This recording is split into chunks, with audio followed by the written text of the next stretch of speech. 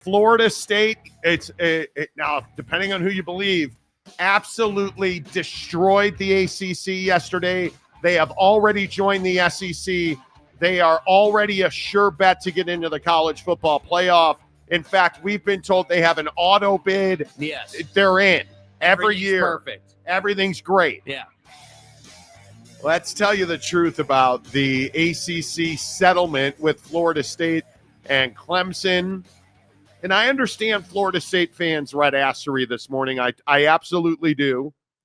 I understand the need, the thirst for Florida State fan to feel like they got to win. I embrace it. I'm a Notre Dame fan. I'm a Chicago sports fan.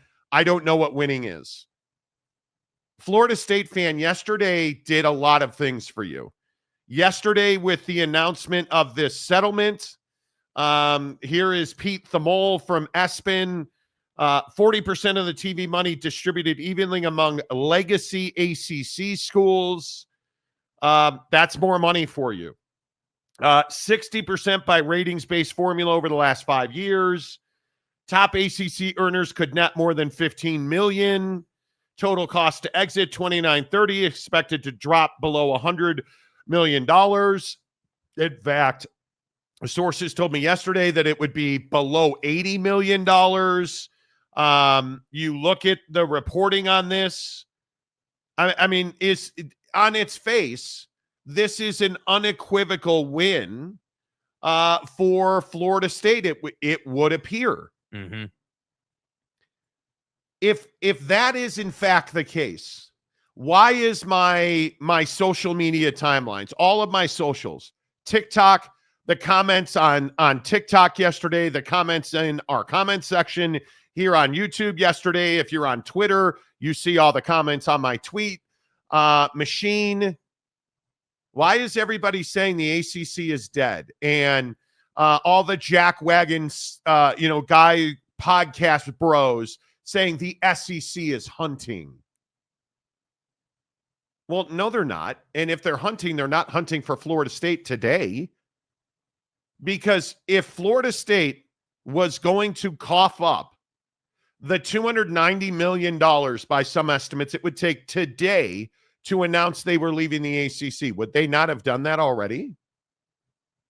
Are you telling me that now, and I think that what's being overlooked and nobody is talking about in this ACC settlement, that when you leave the ACC now, you pay your fee to get out, you get to keep your media rights, which is what we talked about yesterday was the critical issue previously for Florida State. You can pay $500 million to get out. That didn't mean you were getting your media rights. Mm-hmm. Now, that's the win. It's not that you can pay your way out. It's not that you're going to make $60 million a year if you win games. It's that you now can buy your way out of the ACC contract and you get to keep your media rights. That's what the win is. But I implore ACC fan, I implore Florida State fan, and all three Clemson fans, I implore all of you, be realistic. You did not abolish the grant of rights, as one person tweeted. You did not burn the ACC to the ground, as idiot podcaster guy said yesterday. The ACC is intact. Nobody has left the ACC. Nobody has announced their intention to leave the ACC. Nobody believes that Florida State is going to leave the ACC before the 2029-2030 school year, because why would you? And the other thing that I think is so fascinating is that so many people don't look at history as a teacher. Is it something where you can say, yeah, we're leaving the ACC and in 2025 we're joining the SEC? For this next football season, we are joining the SEC, we're leaving the ACC. Has it ever worked like that? No, it hasn't. It is usually a years-long process. And usually, when you join a new conference, you take a significant financial hit. And I think one of the true questions about Florida State's appetite to leave the ACC today, which is, I'm telling you, zero. I've been told straight up they have no plans to leave the ACC or try to leave the ACC in the next 18 months, because they understand if they were to go to the SEC today, let's say, which most people believe the SEC doesn't have an appetite to add Florida State. If they were to go to the SEC today, would they get a significant share of the new SEC TV deal? You know the answer is no. If the exiting members of the Pac-12 who went to the Big Ten in Oregon and Washington, SC and UCLA, how much money do you think those schools are making on the TV deal? The $100 million a year that the Big Ten teams are getting, the Big Ten universities are getting, allegedly, per year from their TV deal. Well, we know that the newest members of the Pac-12 and the Big Ten are getting $30 million a year. So they left the Pac-12 and handed the Big Ten a $70 million write-down and said, yeah, we're happy to do it. Do you think that's where Florida State is right now? That they're willing, when they're on the cusp of the payday that they've talked about for years, they want to make more money or be on par with the SEC. And over the next year, if they get the TV ratings and they win games, they'll likely make somewhere between $50 and $60 million in revenue from the ACC conference. Now, that puts you on par with the SEC until the new SEC deal kicks in. But are you really going to go to the SEC, probably lose 50% of the revenue you just gained access to? Jake, that doesn't make any sense at all. Yeah, and I think that, the thing that people want to do here is they want to say that the ACC is dying, and it's in 2030 everyone's going to leave and it's going to be terrible, and the ACC is this awful conference, and I just don't think that there's a need to do that. I think that the ACC, I would say got to win in this situation. Obviously, the conference is going to stay together. Florida State can stop barking and complaining and being a problem in the room. And I think that, the ACC did what it had to do. And I don't want to hear from Florida State anymore about how they don't have opportunities to make money. I don't want to hear from Florida State fan about how, we lost games and, somehow we got screwed. This is a very straightforward proposition. You win games, you're going to make money. You lose games, you're not going to make money. And frankly, if you lose games, no one's going to feel sorry for you at this point. Like, that's the reality of this, settlement. And I think that, the other thing you got to consider for all the people saying that, everyone's just going to leave the conference in 2030 and, this conference is dead and it's over. By the time 2030 gets here, we're probably not going to have, the Power Four conferences in college football the way we have them today. The Super League's probably going to come to fruition, and all of this is going to be for naught at the end of the day, because the whole structure is going to change. So all I have to say is congratulations. You got your win where you're going to make some more money if you win football games or basketball games, or if you just win more and you're going to get more TV distribution. Right. But ultimately the reality is that this is just like any other story. College football fan and ACC fan and Florida State fan want to take a victory lap and, flip the bird to the world and say that they've taken over and they're in full control. And I just sit here and I say, yeah, did you get what you wanted on paper? Did you get more money? Did you get more control? Did you, get more control of your future? Well, sure. Yeah, sure. Yeah, you did accomplish that. But I'm going to go back to the point we made yesterday that I know for a fact nobody is talking about, which is you may on paper be having access to making more money, but that doesn't exclude all the money you spent. This money you're about to make if you win these games, you're just digging out of the hole of the legal fees at this point that you paid. You burned a lot of money in fees on this. And listen, ACC fan, you should be happy. But Florida State fan, I'm talking directly to you. You should be thrilled with this. You should be thrilled with this. You're making more money than Oregon is. You're making more money than Washington and UCLA and USC. And you're not traveling across the country to do it. You're making more money than those folks. You're on par in the short term, the very short term, with your SEC compatriots. So that's what you've been bitching about, right? Is that not what the heart of the Florida State lawsuit was? We need to financially compete, and we can't do this because this grant of rights sucks. Yeah. Right? That's what the whole argument was about. And now the truth about the settlement, it puts you on par with SEC schools revenue-wise.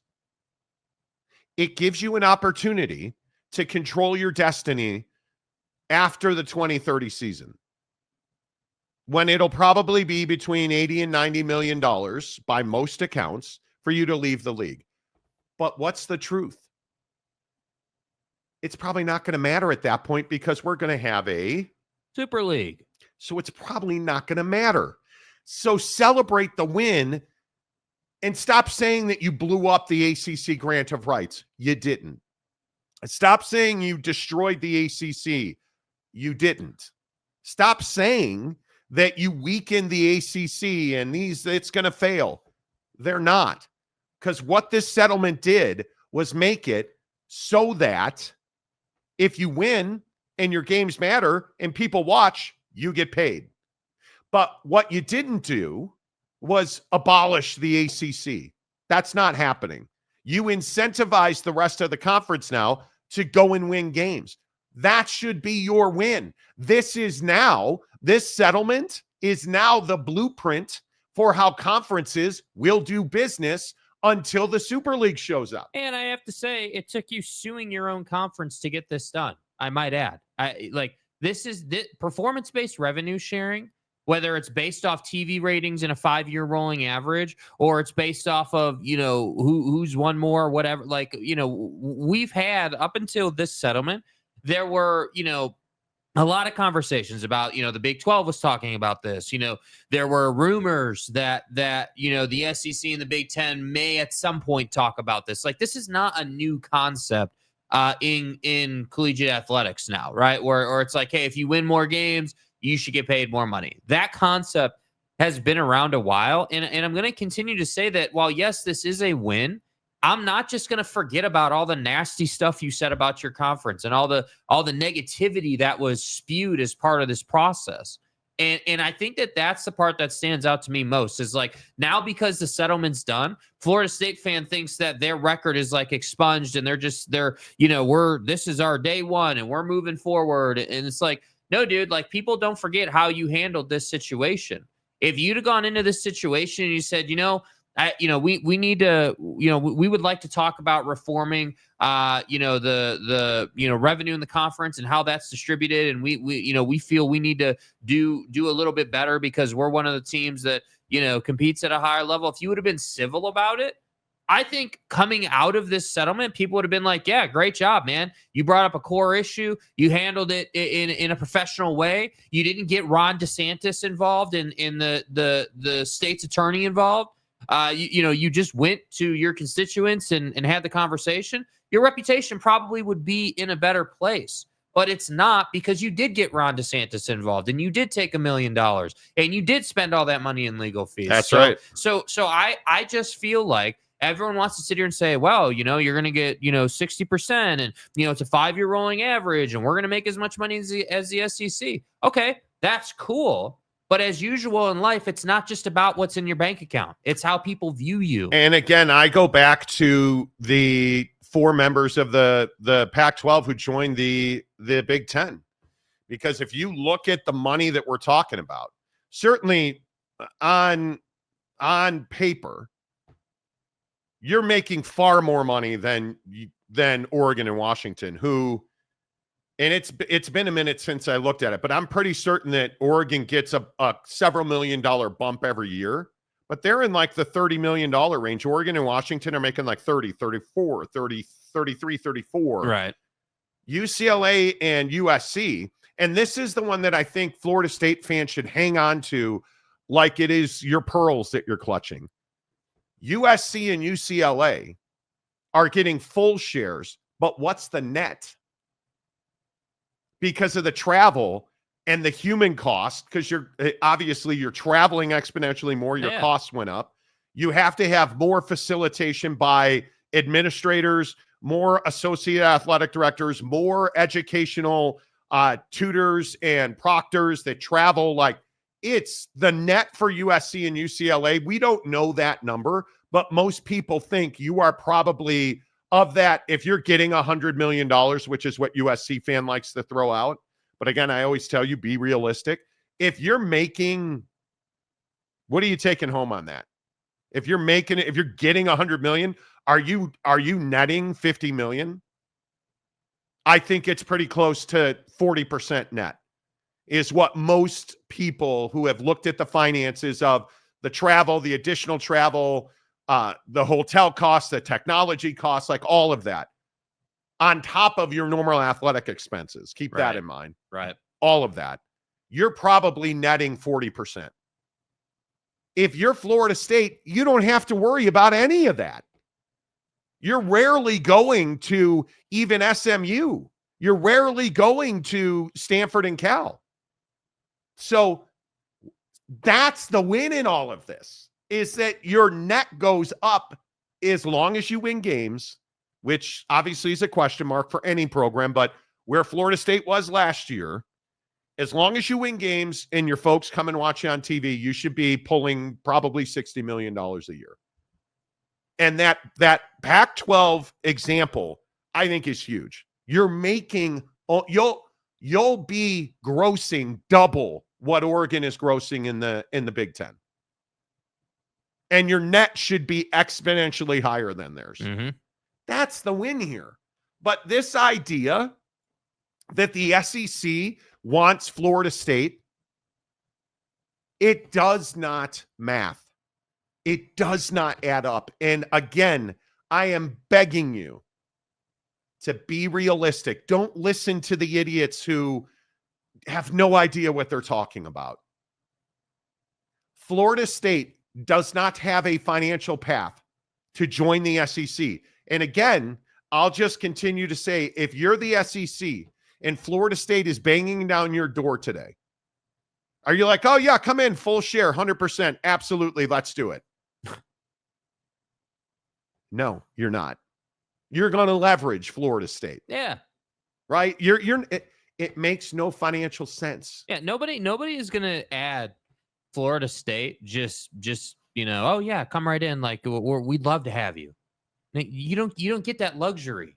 Like you don't get to have it both ways. You strong-armed your own conference into giving you more money, and the next time an opportunity comes up to work with the schools in your own conference, other schools in other conferences, like maybe when the Super League conversation starts to come around, I'm telling you, people are going to be wary of working with you. And again, I don't buy that your Florida State, because of this settlement, all of a sudden is just in this phenomenal place. I do agree that it's a win to be competitive with the SEC schools, and to have this opportunity and to have gotten this done is great. That's a win for sure. But if you take an honest look at it, you cannot just ignore the fact that you spent all that money and you put all that time and effort in, to try to get this done. And now you still, because again, I just want to point this out, coming off of this past season, you still have to go out and win football games. And everyone just seems to think that Mike Norvell and company are just going to turn this around and Florida State's going to go and win a national championship and everything's going to be amazing for like the next 5 years. And I'm not convinced of that. Just because you got a settlement done doesn't change the fact that the SEC dominates the ACC in recruiting. It doesn't change the fact that the best talent is not in the ACC. It's in these two conferences. And that great quarterbacks don't just fall off of trees and go to Florida State. No, they don't. So I'm not going to sit here and be like, oh yeah, Florida State is just going to go rip off. They're going to go and do what Kirby did and be 60 plus wins and like 4 losses over the next 4 years. You're going to have to show me that, dude. So yes, this is a win on paper, but now you got to go and execute it.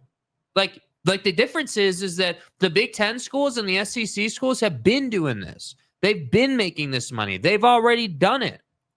So I just think that you have to be careful with how far you take this win. There's still a lot here. Yeah, I'm interested to see how all this plays out. And I think if you're Florida State, the win is that you get to keep your media rights when you exit the conference, if you exit the conference. I think if you are the ACC, my biggest concern now would be what is it going to take to get top tier money to your biggest brands? Because that's really the thing. Because if I'm the SEC, I'm not chasing Florida State, with all due respect. I'm not chasing Florida State. I'm chasing Carolina. And with all due respect, I'm chasing Carolina. And I know that North Carolina, as we have reported on this show multiple times, North Carolina isn't exactly excited about the SEC. North Carolina would be thrilled to be in the Big Ten. Right. And if North Carolina really wanted to activate, and I continue to tell you, I don't believe that they have an appetite at this moment to leave this conference. And it's why, what was that, last week, again, when the idiot podcasters were out there saying that North Carolina is on the verge of leaving the conference. Oh, and then look, a settlement that would make it almost impossible for North Carolina to leave the conference. And again, I just don't think that timeline-wise, it makes sense anymore to leave the conference. It makes no sense right now. It doesn't help you to leave the conference, because what are you going to do? Leave the conference, go to another conference, then opt into paying for the Super League? Like, that's what people aren't considering, is that now that all these because remember what we got last week, that the SEC and the Big Ten, had these meetings and these conversations and things are moving forward. We talked all about that last week. So you've got the SEC and the Big Ten partnership, if you will, happening. And then you've got this ACC situation happening on the East Coast, with the Pac-12 and the Mountain West situation happening on the West Coast. So if you're an ACC school and you're watching this settlement go down, and you're North Carolina, let's say, it makes literally no sense to change your position. There would be no reason to take on that type of risk, because nobody seems to want to admit that the fact that, like, everyone wants to say, oh, well, they'll just leave the conference. But do you understand how much risk there is involved in leaving your conference and leaving? Even before the settlement, I said you're leaving a guaranteed paycheck. As upset with that as you are, you're leaving a guaranteed paycheck in a time when there are schools out there whose conference melted down and they can't find a way to survive. Like, let's not forget that. Let's not lose appreciation for what the ACC has provided these schools through its relationship with ESPN. So no, North Carolina is not leaving the conference. They're not going anywhere. They're going to hang out, and they're going to wait for the Super League thing to develop, in my opinion. And then at that time, they'll make a decision. I'm curious what the distribution in the SEC will be in a year from now, when we find out what the real hit and what the real value of their TV deal is. And because I have to think that they're going to distribute $1 billion in the conference in 2026 and forward. I mean, the SEC is a money-making machine, with all the tournament shares that are going to come in, with their surge in college basketball here over the last few years. Is the distribution going? Is the SEC $1 billion distribution? Because if that's the case, that's game changing for teams like Florida State, who now have this real win of, hey, we have an opportunity to get $60 million a year from the conference. And if that's happening, that's great. But I think the win, in my opinion, isn't the money. It's the flexibility that you get moving down the line. And if we ever get to a place where they're going to exercise an out clause, I'd be really surprised. Yeah. Because I think the Super League makes too much sense. I was talking to a guy about the capital firms that are trying to inject billions of dollars into all of these conferences. And it's shocking how close, and even as they are competitive, and these firms that are the Redbird Capitals of the world. Right. They are so unbelievably competitive, yet they're all very close relationally. There are very close ties. The big cap firm community is tiny. They all know each other. They all talk routinely. Because one of the things that I had never considered, one private equity firm is not going to be able to carry a Super League. Think about that. We're talking about probably, is it $10 billion? Probably not. Is it somewhere between 0 and $10 billion of a capital injection to form a Super League? It probably is. In fact, it likely is. So one firm is not, in my opinion, going to be able to carry that much leverage. Yeah, that's a ton of money. It's going to take multiple firms creating a new entity to power college football. And it's going to take ESPN and really all of Disney, ESPN, ABC. It's going to take CBS and Fox kicking in their billions to power college football. It's going to take a lot of people that are hella competitive coming together and working for their better financial gain. Rising tide raises all ships. And I think that's what you're looking at. So again, Florida State fan, I understand your frustration because you were told, we're leaving. I understand you were told the ACC sucks. It sucks. Blow it up. It's terrible. I get that was the messaging from all the jackwagon podcasts. I totally get that. And it's why I caution you. Why do you listen to them? Why do you listen to high school kids doing podcasts and take it as fact when there was never an avenue to break this grant of rights and you did not break the grant of rights? Mm-hmm. People telling you that you eviscerated or abolished or whatever the adjective you want to use. You didn't do that.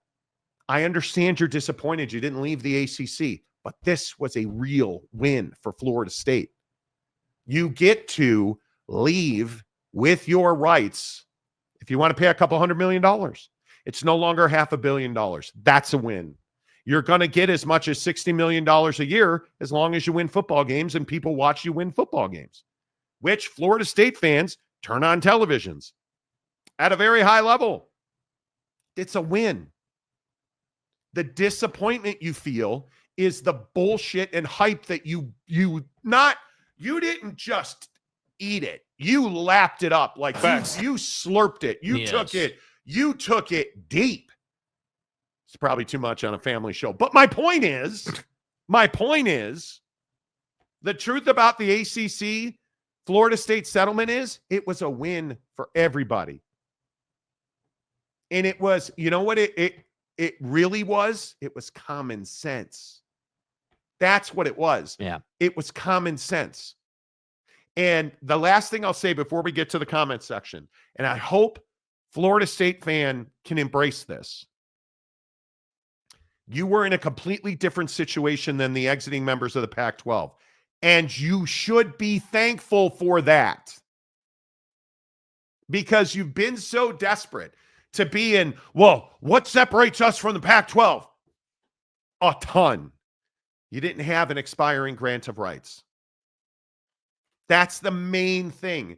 You were trying to get out of one of the most lock-solid contracts anybody in all of professional sports has ever seen in the ACC grant of rights, which is not dissimilar, as many people now have come on the show and said, from the Big 12 and the Mountain West, who all pretty much use the same boilerplate piece of paper for their grant of rights.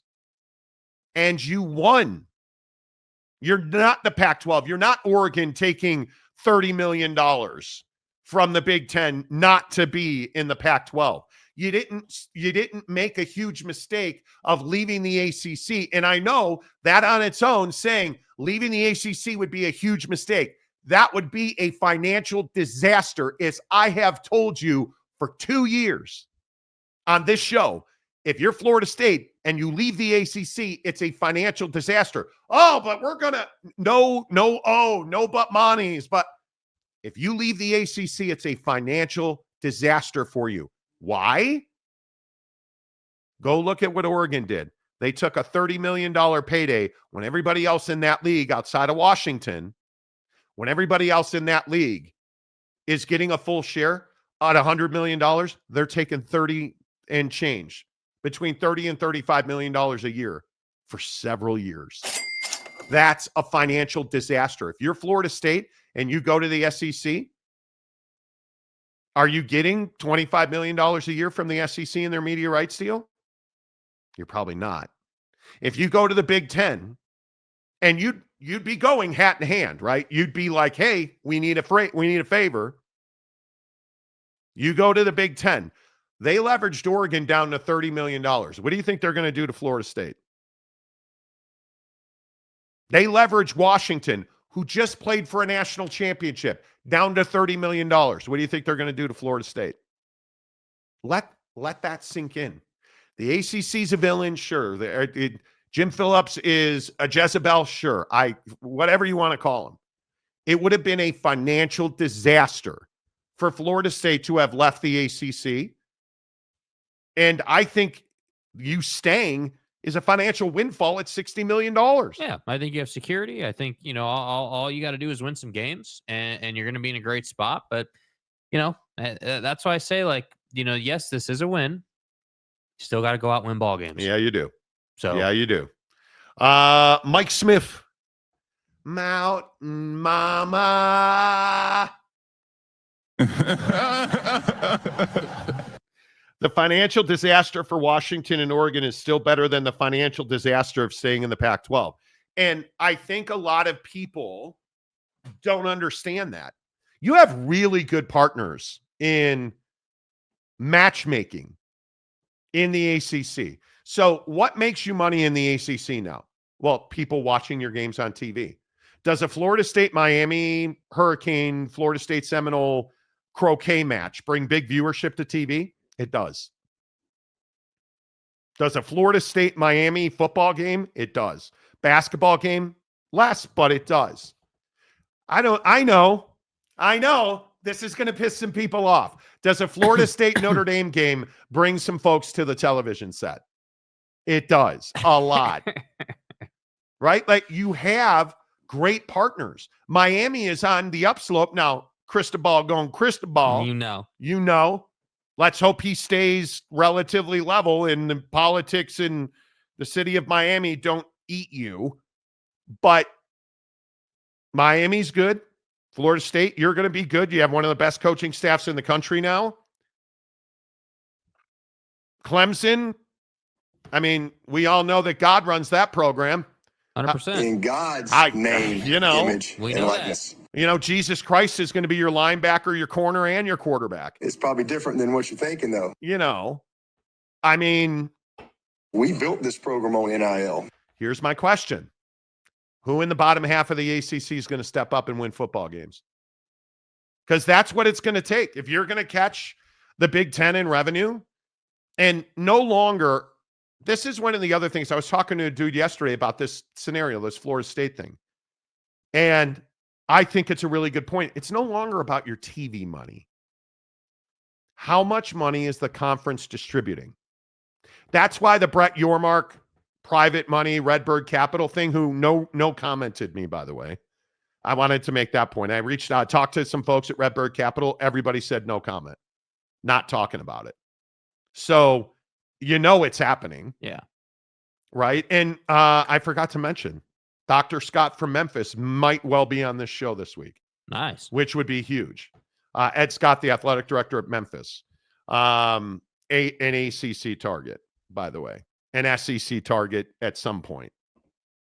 That makes a lot of sense. Anyway, point is, I think it's really interesting that it's no longer about TV money. TV money is a part of a bigger pie. How much money are you going to distribute? If you're a 14, 16, 18 team league and you're distributing $1 billion total split across a revenue sharing slanted unequal thing. Yeah.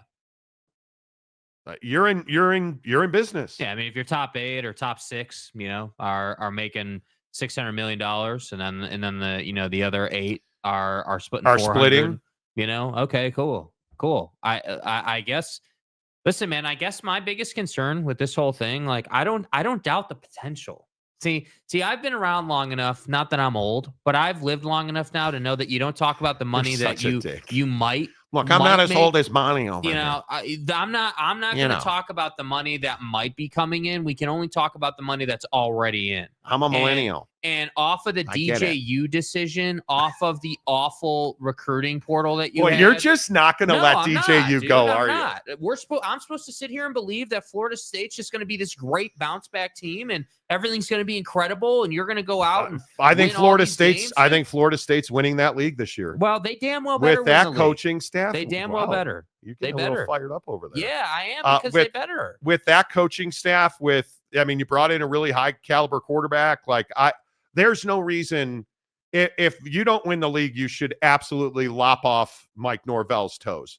But you just can't not win that league because it's not going to be a good league this year in football. How Florida State would it be to say, hey, we won this settlement and then go and be a 4-win team? Stop. Well, is that not what they've done? Is that not who they've been? No, they've never won anything in a courtroom and they didn't now, but they've never won any legal battle.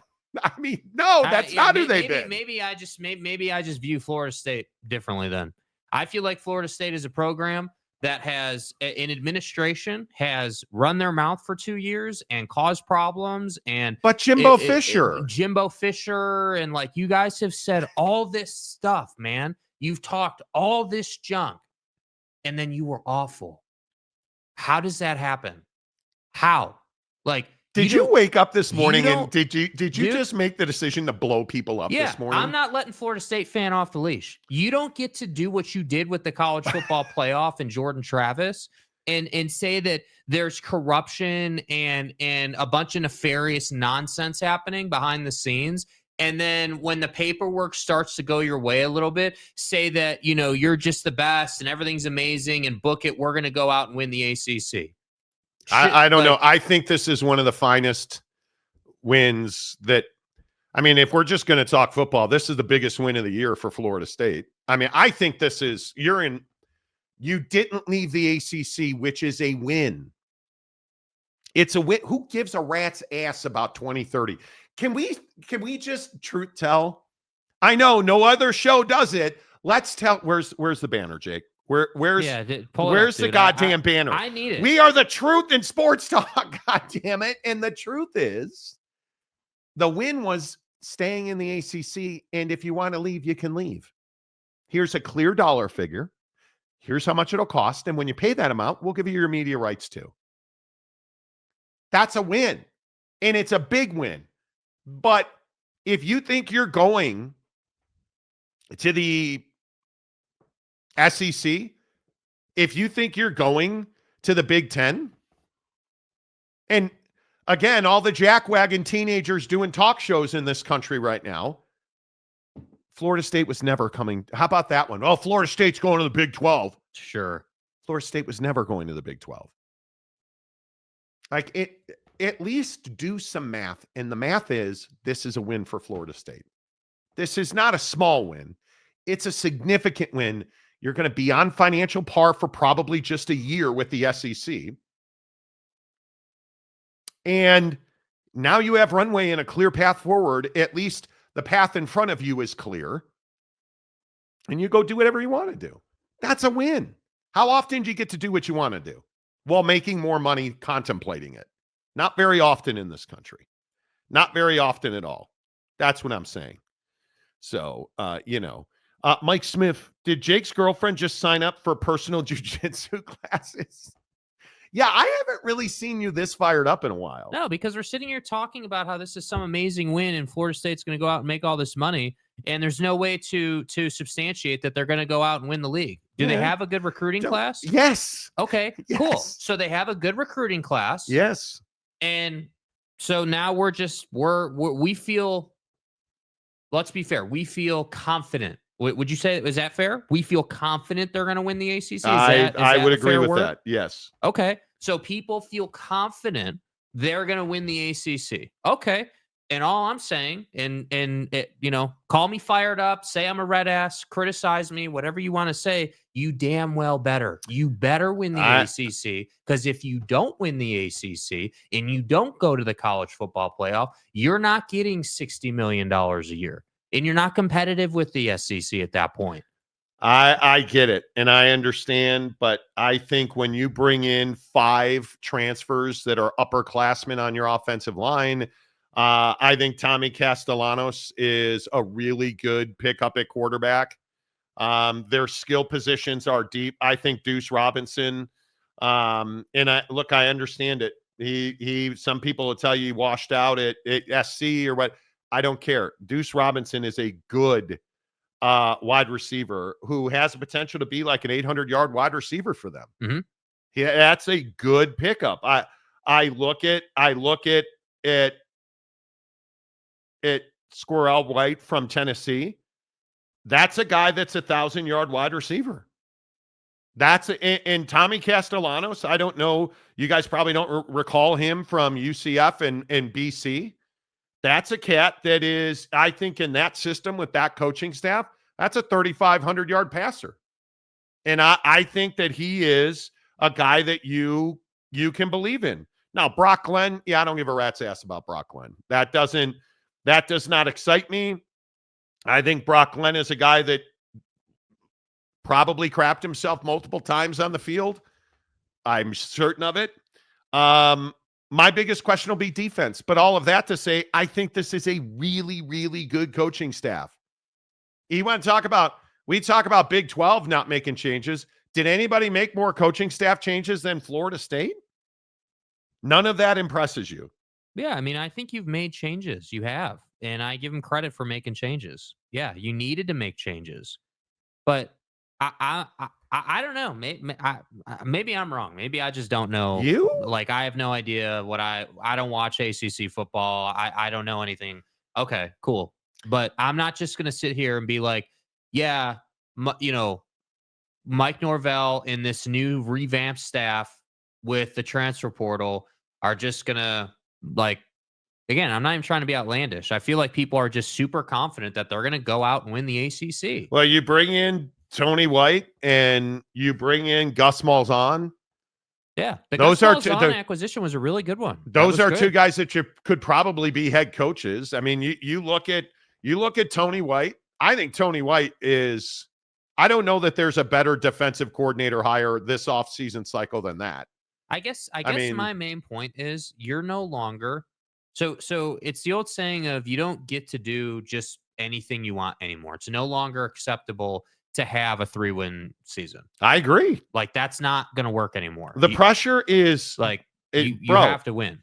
The pressure is enormous in Tallahassee. You have to win games. And I guess I'm just not in a place where I'm going to expect to win the conference in Florida State in the same conversation yet. I want to see what the roster, finishes out right through the summer, and where all that plays out. I want to see what they, what those couple early season matchups look like. Because again, what I will say is everyone was shocked how bad you were last year. I don't think anybody saw that coming.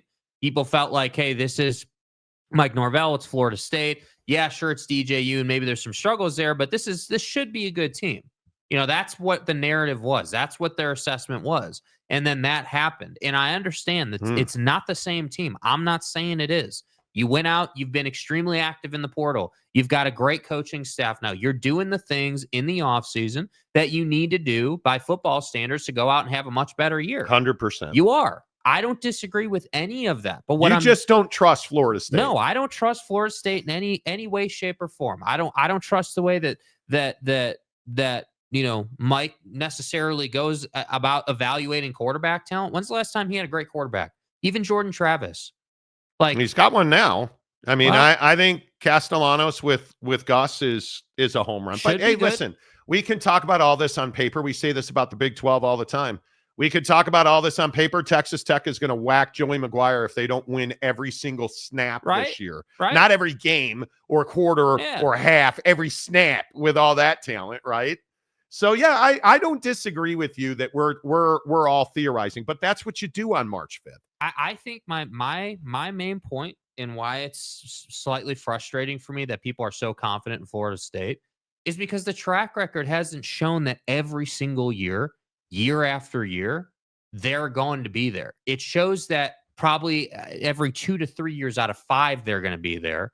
And this what I think, if you're someone saying, "Hey, well, I'm really confident in Florida State," your calling cards are the coaching staff, the roster, and the pressure to win. Mike cannot afford to have just another dreadful season. Well, and I think the dark cloud has moved off of which is helpful. Florida State. Yeah, I mean, helpful. to get this legal fight over, like, but I more look at basketball, like looking at